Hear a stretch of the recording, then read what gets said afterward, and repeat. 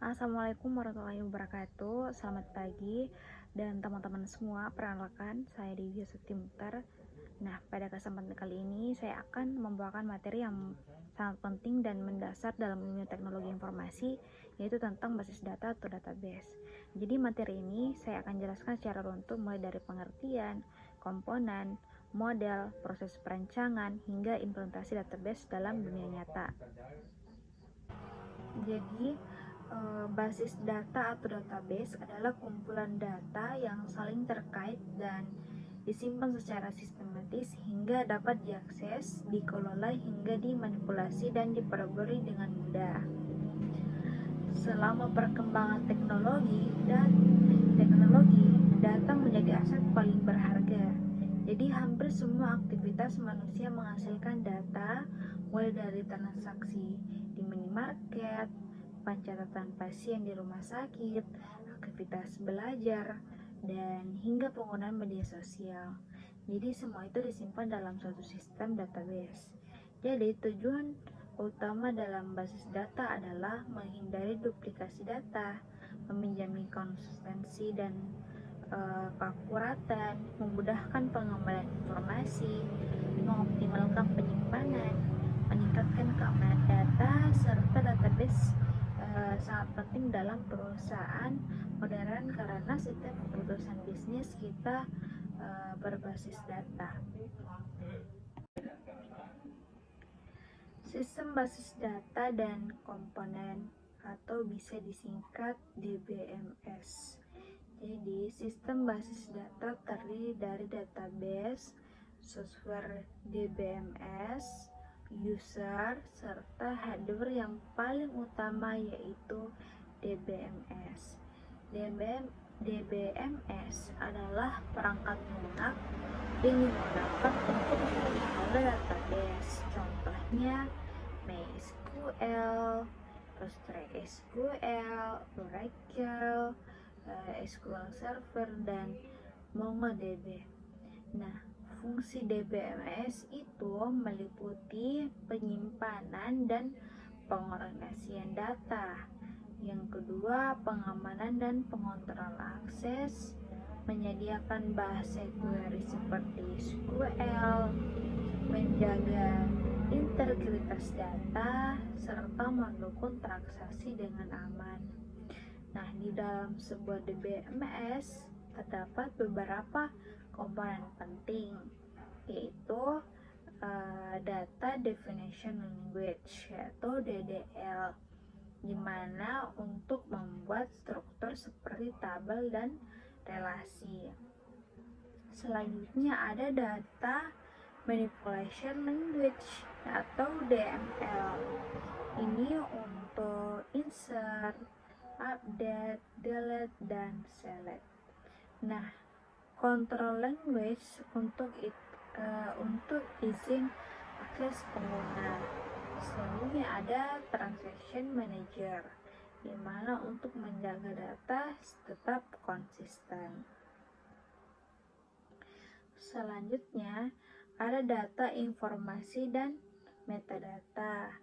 Nah, data adalah fakta mentah seperti angka, teks, atau simbol, di mana informasi adalah data yang telah diolah sehingga bermakna. Nah, metadata adalah data mengenai data. Contohnya tipe data, ukuran, relasi, dan struktur tabel. Dalam database, metadata disimpan dalam data dictionary, yaitu digunakan DBMS untuk memahami struktur database. Masuk ke model data dan basis.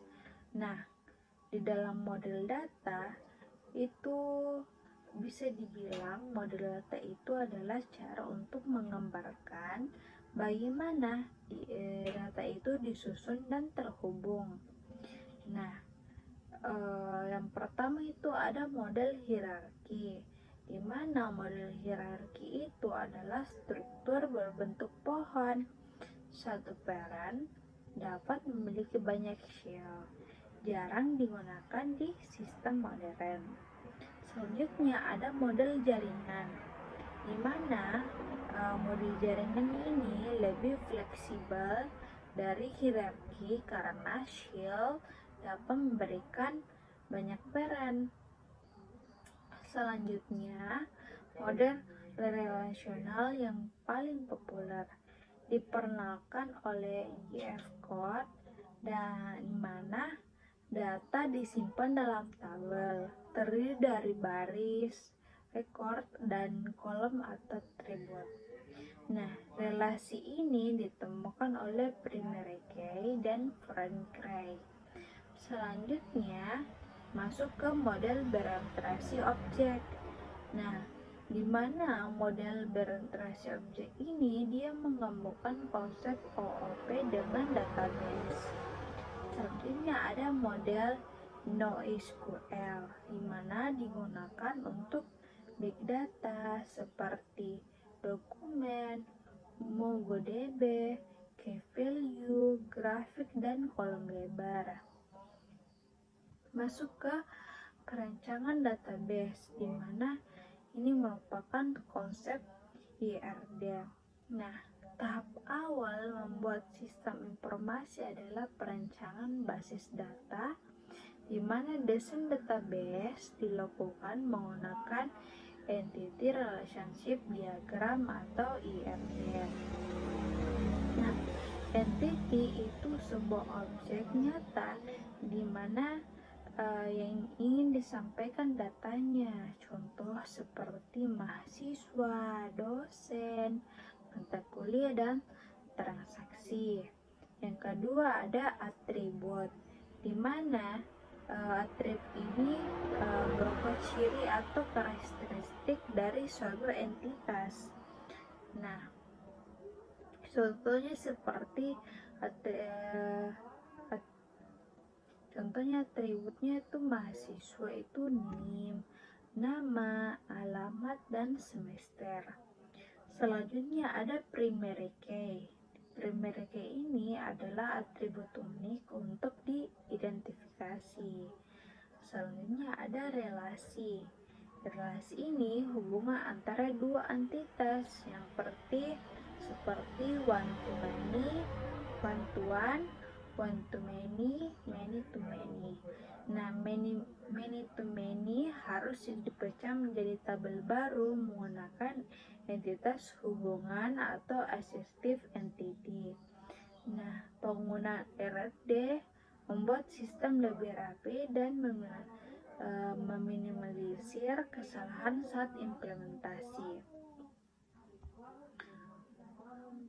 Masuk ke normalisasi adalah proses menyusun tabel agar tidak terjadi duplikasi, anomali, dan inkonsistensi.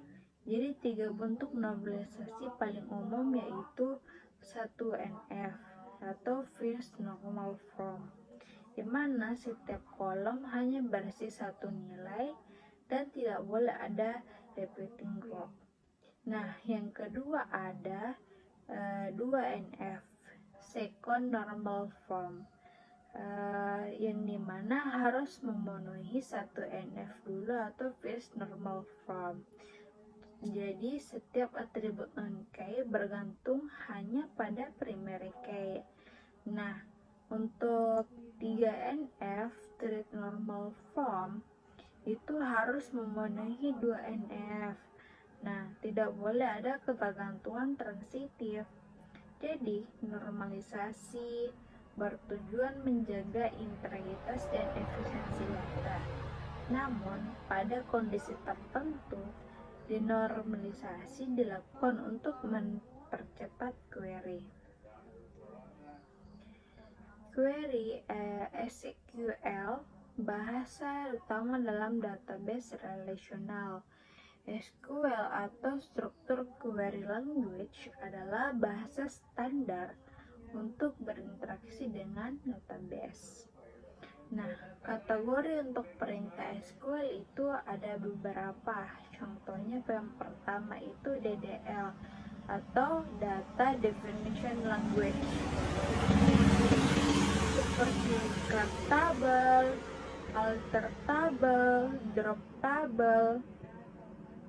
Nah, itu adalah bagian dari Data Diffusion Language atau DDL. Yang kedua ada DML atau Data Manipulation Language, seperti select, insert, update, dan delete. Nah, yang ketiga ada Data Control Language atau DCL. Ia termasuk grant, revoke. Nah, itu adalah termasuk di dalam Data Control Language. Untuk yang terakhir itu ada Transition Control Language, seperti commit dan rollback.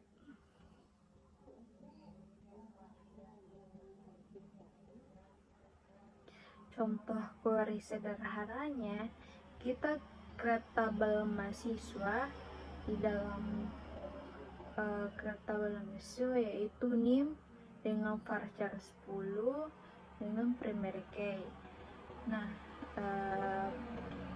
nama untuk di setelah NIM ada nama varchar 50, terus body varchar kita menggunakan 30 dan semester integer. Nah, di sini kita memasukkan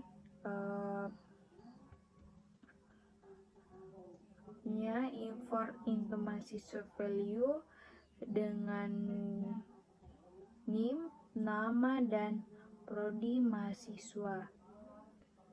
Nah, itulah tadi untuk bahasa utama dalam database relasional.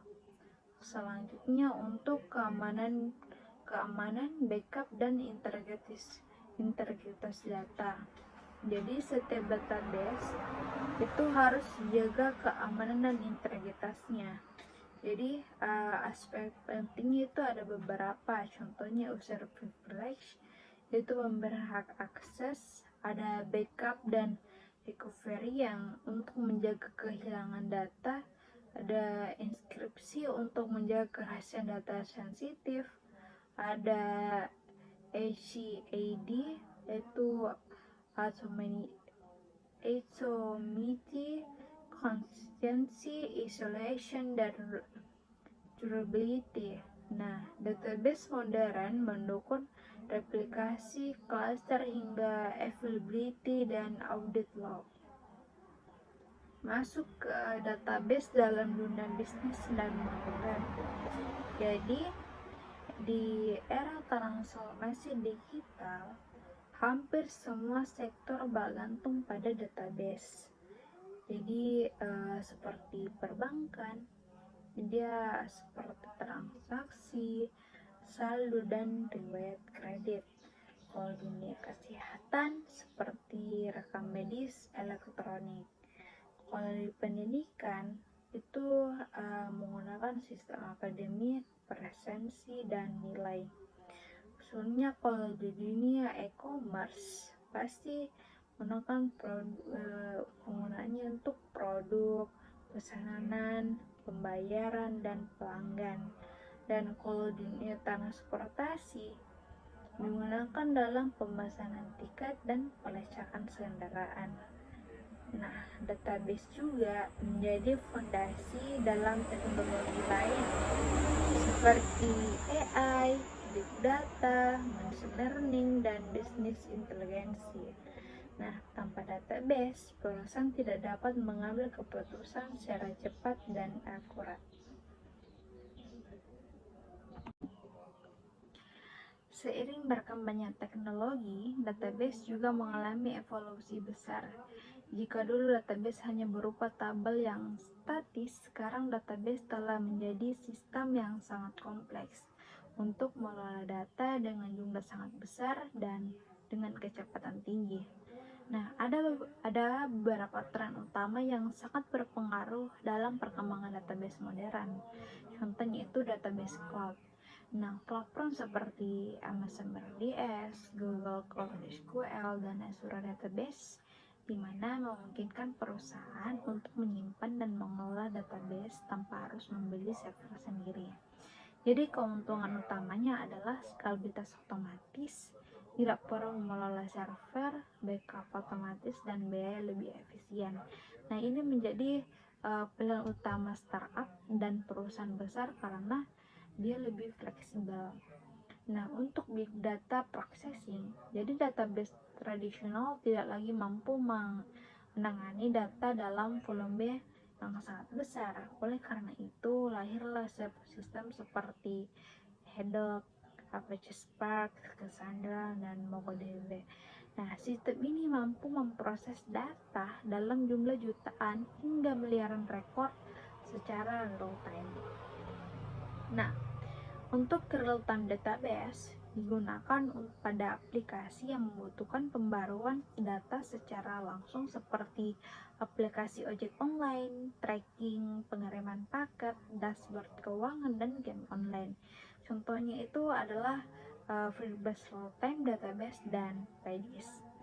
Untuk AI dan Machine Learning Integration, database kini terintegrasi dengan teknologi kecerdasan buatan. Perusahaan tidak hanya menyimpan data, tetapi juga menganalisis kebiasaan pengguna untuk memberikan rekomendasi, prediksi, dan keputusan otomatis. Contohnya, rekomendasi film di Netflix, rekomendasi belanja di Shopee, deteksi penipuan pada bank. Nah, tren ini menjadi database sebagai fondasi utama dalam transformasi digital. Untuk database administrator DBA atau peran profesional database. Nah, di dalam dunia kerja, pengelolaan database tidak hanya dilakukan oleh satu orang. Ada beberapa posisi profesional yang sangat secara khusus menangani database, yaitu database administrator atau DBA, di mana dia bertanggung jawab terhadap instalasi dan konfigurasi DBMS, backup dan recovery, dan security, dan pengaturan akses user, dan monitoring performa database. Jadi DBA harus memahami sistem dengan sangat mendalam karena kesalahan kecil dapat berdampak pada seluruh sistem perusahaan. Dan untuk database designer atau data architect, mereka adalah perancang struktur database. Tugasnya dia merancang ERD, skema tabel, hubungan antar entitas, hingga normalisasi. Database developer, di mana dia bertugas membuat query kompleks, prosedur, trigger, fungsi, dan optimasi SQL. Untuk data analis dan data science, dia mengelola database menjadi insight untuk keputusan bisnis. Peran-peran ini menunjukkan bahwa database bukan sekedar teori, tapi karir yang sangat luas dan menjanjikan. Nah, di database yang besar dioptimasi agar tetap cepat diakses. Jadi optimasi ini bisa disebut database optimization yang dilakukan dengan teknik seperti indexing, di mana indeks bekerja seperti daftar isi pada buku. Jadi mana tujuannya untuk mempercepat pencairan data di tabel besar. Dan selanjutnya itu ada partitioning yang memecah tabel besar menjadi beberapa bagian agar query lebih cepat. Ada caching, di mana menyimpan data sementara di memori agar tidak selalu membaca dari disk. Ada query optimization, di mana menulis query SQL yang efisien, menghindari nested query yang tidak perlu, dan menggunakan join yang tepat. Tanpa optimasi, sistem dapat menjadi lambat dan membahayakan operasional perusahaan. Nah, database tidak berdiri sendiri. Ia menjadi tulang punggung dari sistem informasi yang digunakan sehari-hari. Contohnya seperti sistem informasi akademik atau SIAKAD. Nah, data mahasiswa, nilai mata kuliah, dosen, presensi disimpan dalam diproses melalui database. Ada sistem enterprise atau ERP, software seperti Odoo, SAP, dan Oracle ERP memiliki database kompleks untuk mengelola keuangan, ESDM, logistik, aset, dan penjualan. Nah, aplikasi mobil dan web, semua aplikasi digital termasuk media sosial, marketplace, dan aplikasi pendidikan menggunakan API yang menggunakan backend dan dengan database. Integrasi ini membuat database menjadi unsur paling kritikal pada sistem informasi. Walaupun database banyak membantu, ada beberapa tantangan, yaitu data redundansi dan inkonsistensi. Jika desain buruk, data ganda bisa muncul dan menyebabkan laporan yang salah. Yang kedua, ada kesalahan keamanan dan privasi. Kebocoran data menjadi ancaman besar. Contoh, kebocoran data pelanggan, password, dan informasi sensitif. Nah, kegagalan server. Apabila tidak memiliki backup, data bisa hilang selamanya. Ada query lambat, di mana query yang tidak optimal dapat memperlambat sistem secara keseluruhan. Ada migrasi database, di mana memindahkan database antara sistem merupakan pekerjaan rumit dan berisiko. Di masa depan, database diprediksi akan semakin otomatis, di mana AI akan membantu optimasi otomatis tanpa campur tangan manusia secara intensif. Dan lebih aman, teknologi enkripsi dan blockchain akan digunakan untuk melindungi data kritikal. Dan lebih cepat, in-memory database seperti SAP HANA memungkinkan akses data hampir tanpa delay.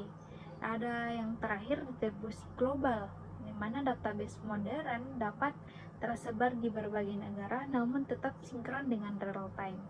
Dengan perkembangan ini, database akan semakin penting sebagai fondasi dunia digital. Demikianlah penjelasan lengkap mengenai basis data, mulai dari konsep dasar, komponen DBMS, model data, perencanaan, proses perancangan, jaringan organisasi, SQL, keamanan, hingga implementasi database dalam dunia bisnis modern. Nah, kemudian kita telah membahas tren database masa kini, peran database, masih integrasi dalam sistem informasi, tantangan yang dihadapi, hingga masa depan database yang semakin maju dan optimasi. Semoga penjelasan ini bukan hanya menambah pemahaman, tapi juga membawa wawasan bahwa database merupakan unsur paling penting dalam era digital. Hampir semua aplikasi yang kita gunakan hari ini berdiri di atas fondasi database. Terima kasih atas perhatian dan waktunya. Wassalamualaikum warahmatullahi wabarakatuh.